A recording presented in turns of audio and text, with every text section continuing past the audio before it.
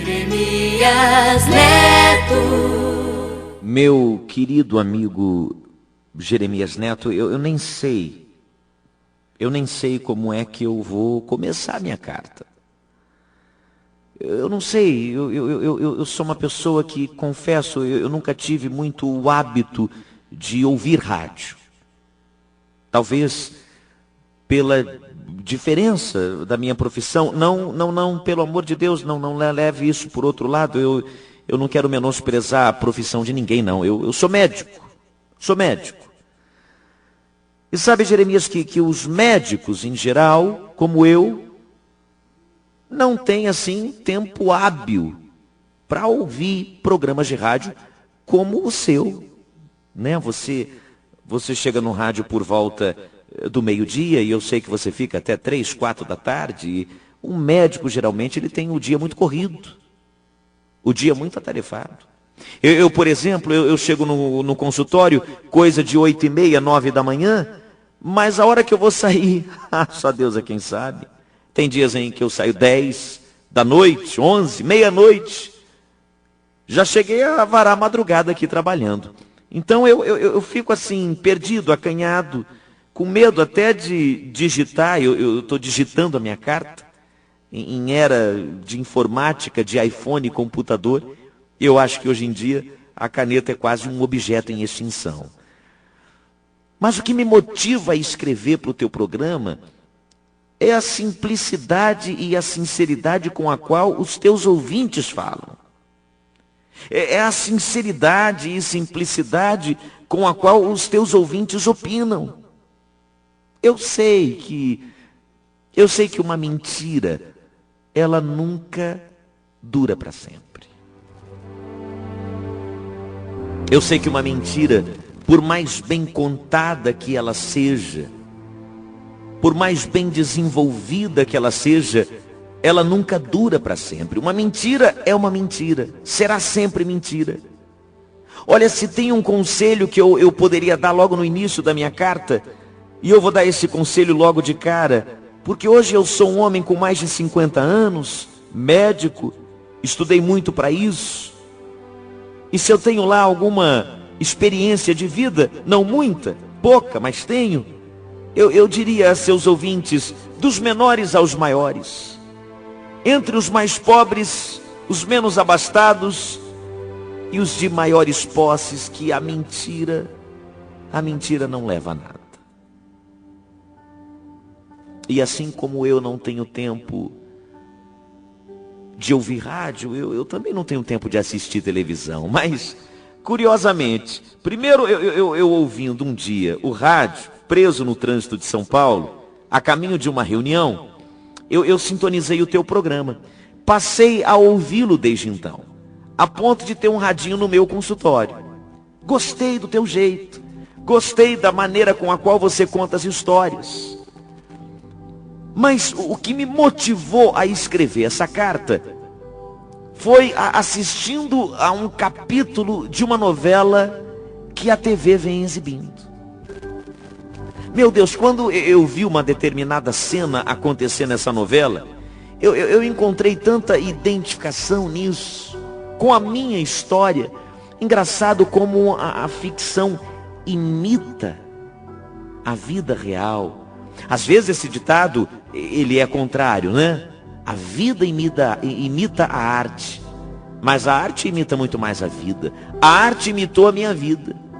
Eu poderia até ser o personagem dessa determinada novela, que sinceramente eu nem sei o nome. Mas sei que um dia eu por acaso cheguei mais cedo em casa, a minha esposa e os meus 3 filhos não estavam. Então eu me sentei ali no sofá, um dia muito atípico, uma noite de quarta-feira, onde possivelmente, Jeremias, eu chego em casa muito tarde, mas naquele dia, um paciente desmarcou, outro quis para outro dia, uma reunião foi desmarcada, não tinha trânsito, pronto, cheguei em casa mais cedo. E quando eu estou vendo a televisão, eu estou assistindo a televisão, eu vi um caso que dizia assim, um advogado, bem-sucedido, revelava a moça que era empregada de sua casa, que ele, o advogado, era o seu pai.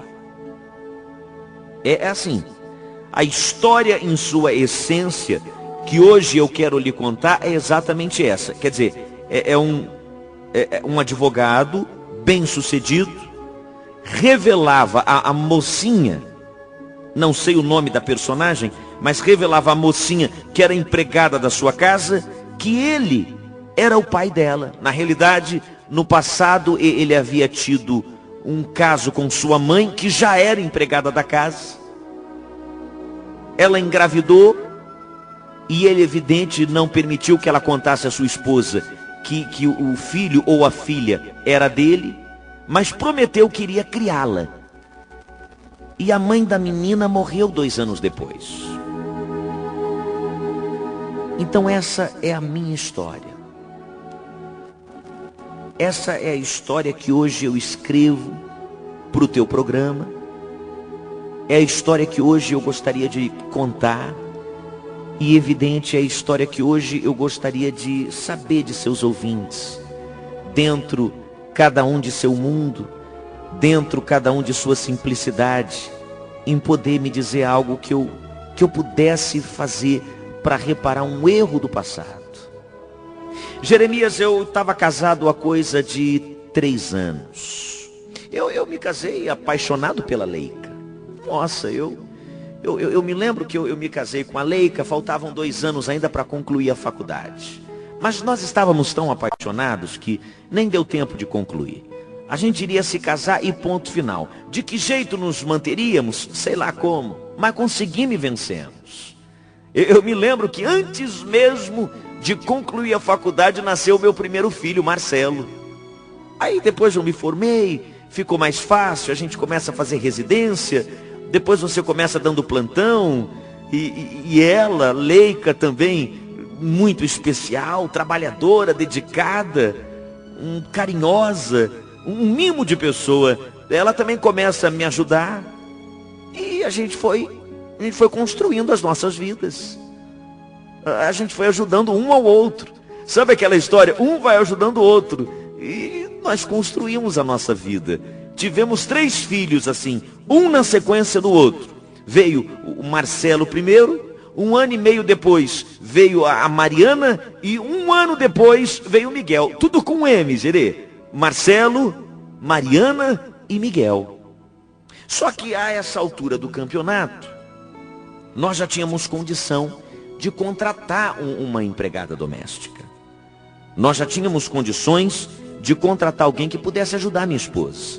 Eu, como médico em início de carreira, você não tem ideia, Jeremias, do que é um médico em início de carreira. Você não tem ideia de como é difícil um médico em início de carreira. É uma correria. Eu mal via a minha esposa, eu não vi os meus filhos crescerem. Mas eu vi quando a Joana foi trabalhar em casa. Joana, a empregada doméstica que foi escolhida pela minha esposa, e começou a trabalhar lá em casa. Uma moça comum. Por que comum? Uma moça, Jeremias, que não teria assim nenhum atributo especial que eu pudesse dar a Joana. Joana, empregada doméstica, também babá, ajudava minha esposa, cuidava das crianças, limpava a casa, ajudava a cozinhar. Uma boa empregada doméstica. Feia? Não. Bonita, mas nenhum atributo em especial. Mas extremamente educada, extremamente envolvente, boa de papo. Sabe, uma pessoa boa de conversa, sensata, sabe se posicionar, sabe se colocar. Foi assim que Joana nos conquistou. E aí, Jeremias, por gentileza, me poupe dos detalhes. Até porque na minha posição, eu me sinto constrangido. Desculpe, você e teu ouvinte não tem absolutamente nada a ver com isso. Mas eu me sinto constrangido em ter que dar os detalhes. O fato é que, num determinado dia, foi num final de semana. Foi num final de semana quando a minha esposa e os meus 3 filhos foram visitar a avó materna, que desde sempre, morou em São José do Rio Preto.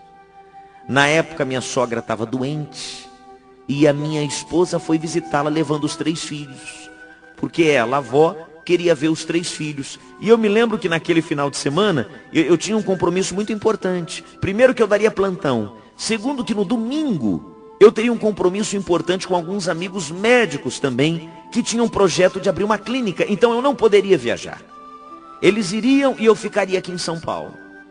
Foi o que aconteceu. Mas naquele final de semana, coincidiu da Joana também ficar em casa. Então, eu sempre respeitei. Eu sempre a respeitei. E ela sempre me respeitou. Jeremias, desculpe, de novo lhe digo e lhe peço, não peça para que eu lhe dê detalhes, mas eu me lembro que sábado à noite eu cheguei, ela havia feito o jantar, eu estava sozinho e eu comecei a jantar e ela em pé, eu pedi para que ela também se sentasse e por que não, se servisse, comesse comigo e começou um papo aqui, outro papo ali. Eu tomei uma taça de vinho e Jeremias, acabou que naquela noite, acredite nesse teu amigo que agora deve estar lhe acompanhando com lágrimas nos olhos, escutando você narrar a minha história. Acredite que daquela única noite, Jeremias, aquela foi a única noite em que nós tivemos uma relação íntima. Eu acabei indo para a cama com a Joana. Meu Deus do céu, eu me lembro que eu não quero colocar a culpa na bebida, mas o vinho me desorientou um pouco e não sei, de repente eu me levantei, ela se levantou e quando eu vi, a minha boca estava colada na boca dela e quando percebi, os meus olhos estavam vidrados nos olhos dela e aconteceu. Sozinhos, em casa. Se eu estava mal no casamento? Não, eu não estava mal no casamento, mas eu era homem. E aconteceu. E ela, depois do ocorrido, também me pediu perdão, pelo amor de Deus, eu não queria isso. A gente se deixou levar pelo momento, foi, pelo amor de Deus, o senhor tem que entender, e tal e coisa e tal, e passou, Jeremias. Passou. Num domingo à noite, a minha esposa voltou com os meus 3 filhos. Eu, evidente, dentro de mim, eu estava muito constrangido, porque eu olhava para minha esposa e ficava imaginando no que tinha acontecido na noite anterior, ali mesmo na cozinha de casa. E toquei a vida. Toquei a vida. Um dia eu chamei a Joana, a nossa empregada de canto, e falei, olha, fique tranquila, Joana, aquele episódio acabou, morreu. Não sei o que aconteceu, foi uma fraqueza. Vamos tocar o barco. E fomos tocando o barco. Eu, minha família, minha esposa, os meus 3 filhos. Só que depois de 2 meses e meio, veio a notícia que me pegaria de surpresa, de calça curta. A Joana estava grávida. A Joana estava grávida. Joana, mas, doutor, eu tenho certeza. Joana, veja, Joana, nós transamos apenas uma vez e você sabe que será que aconteceu de uma única vez? Doutor, eu não sou menina para mentir, eu não sou irresponsável para inventar isso. Eu estou grávida.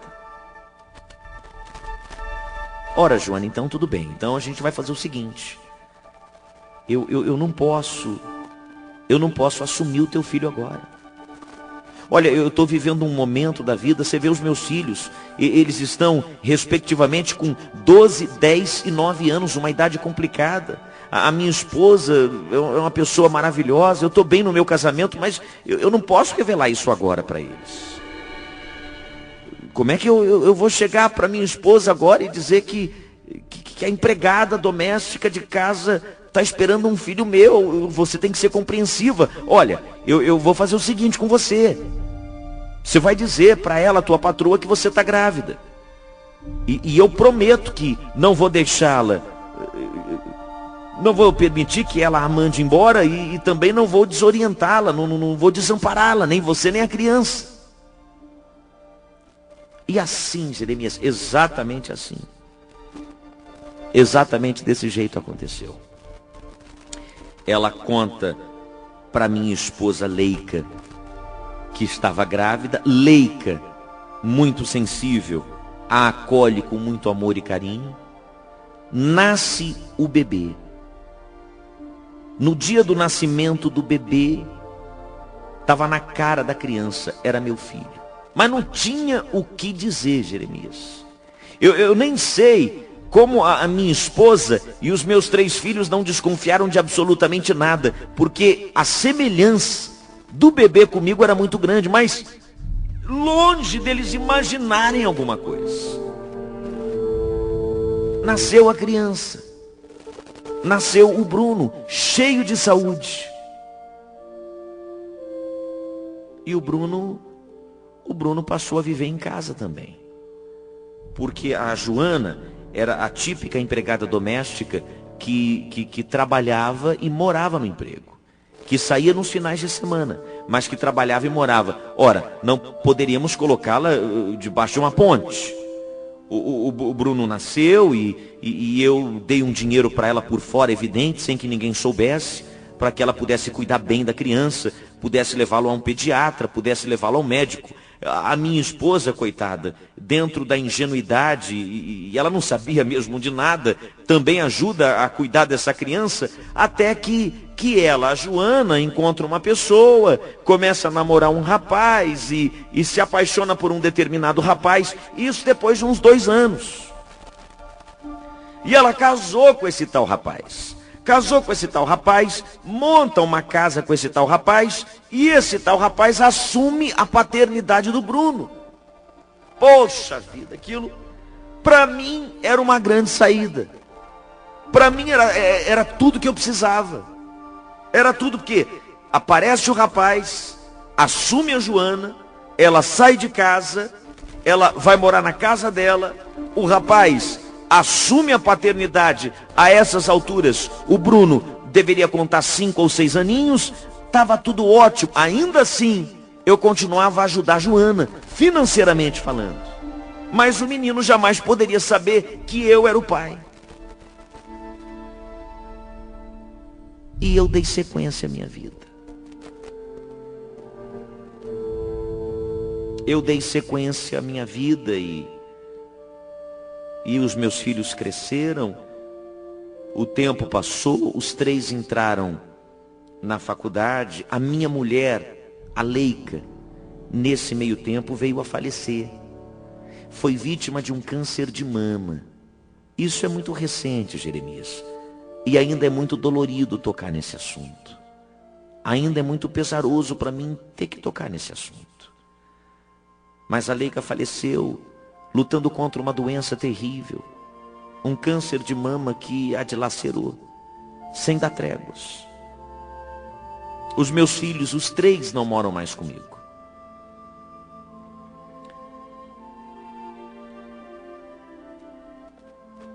E aí, Jeremias, existe uma coisa no ser humano chamada consciência. Consciência. Existe um detalhe, existe um aspecto na vida de qualquer ser humano chamado consciência. E é essa coisinha chamada consciência que me leva a escrever essa carta. Porque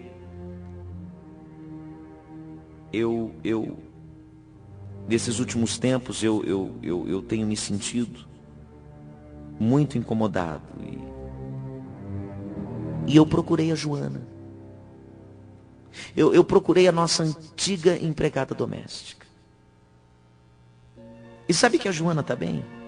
Sabe que a Joana, ela se casou e continua com o mesmo rapaz com quem ela se casou há anos atrás, há coisa de quase 20 anos. teve mais 2 ou 3 filhos, se não me falha a memória.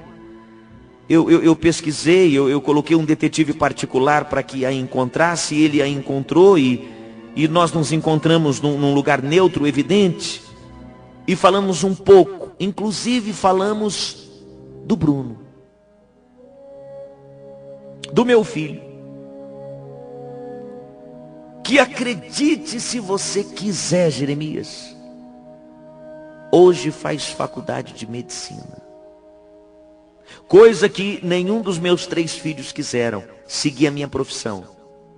Ele, Bruno, desde pequenininho, tendo o marido dela, Joana, como pai, chamando-o de pai e dizendo, eu vou ser médico. Sempre senti isso no meu coração, serei médico.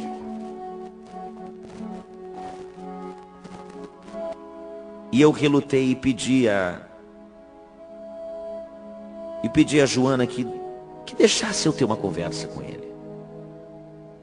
Hoje ele é adulto, com quase 27 anos.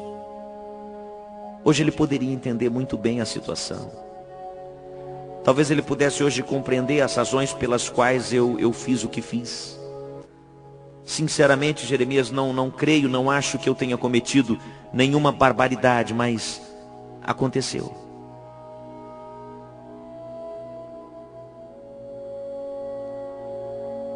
Por isso eu escrevi essa carta.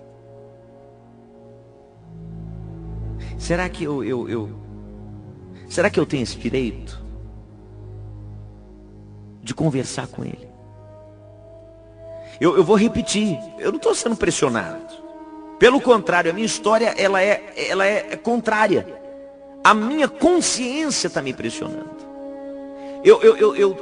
É como se eu, Jeremias, devesse. É como se eu devesse alguma coisa a alguém. Entende?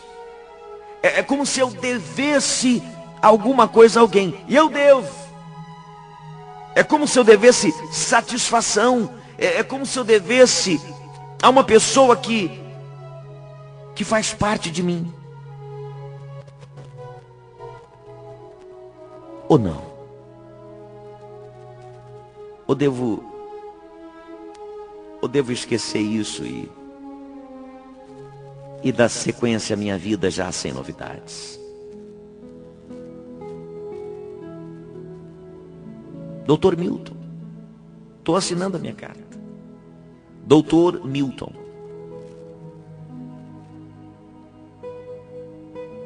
Eu vou liberar o telefone. Alô, boa tarde. Alô? Boa tarde. É comigo, Gerê. Oi, quem está falando? Boa tarde, Gerê. Diná. Ô, Diná. E aí, Diná, ouviu a carta, minha amiga? Meu Deus do céu. Você sabe que eu sou pau, ferro é ferro. Eu sempre sou decidida. Mas não é que eu balancei aqui agora? Porque você vê, ele, o médico, o homem está sofrendo. Mas os outros não sabem de nada, né? Não. Ele tem 3 filhos, a moça tem mais 2 ou 3 filhos, não é? Então, graças a Deus que a esposa dele repousa na sala do Senhor, para poupá-la desse sofrimento. Mas eu não sei não, Gerê, acho que era melhor ele pagar o preço, que todos nós pagamos nosso preço, e ficar com a dor na consciência.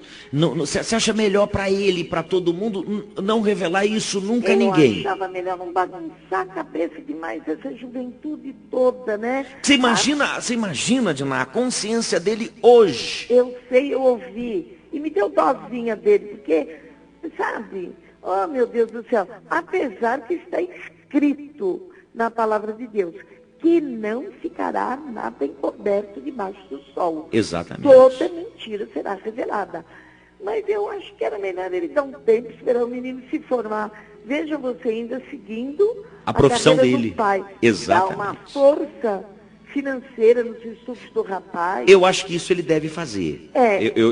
Isso não ficou claro. Mas já está fazendo, né? Isso não ficou claro. Eu sei, mas ele já deve, eu acredito, tá? Eu acredito que ele já deve fazer. Eu acredito. Deixa eu ouvir mais opiniões. Boa tarde. Boa tarde, quem fala? É Leonor. Leonor. Ouviu a história, Leonor? Ouvi. E aí? Eu acho que ele não deve de falar pro filho que é filho, não. Deixa como está. Deixa como tá. Um dia, como o filho é médico, um dia ele vai precisar desse filho e esse filho que vai ajudar ele. Então eu acho que ele deve de deixar como está, não vai procurar não. Deixa o menino saber que o outro é o pai. Ok. Alô, boa tarde. Alô? Boa tarde. Boa tarde. Boa tarde, com quem eu falo? Edilene. Com a Edilene. Isso. E aí, Edilene, ouviu a história? Ouvi. O que você diria? O que você faria?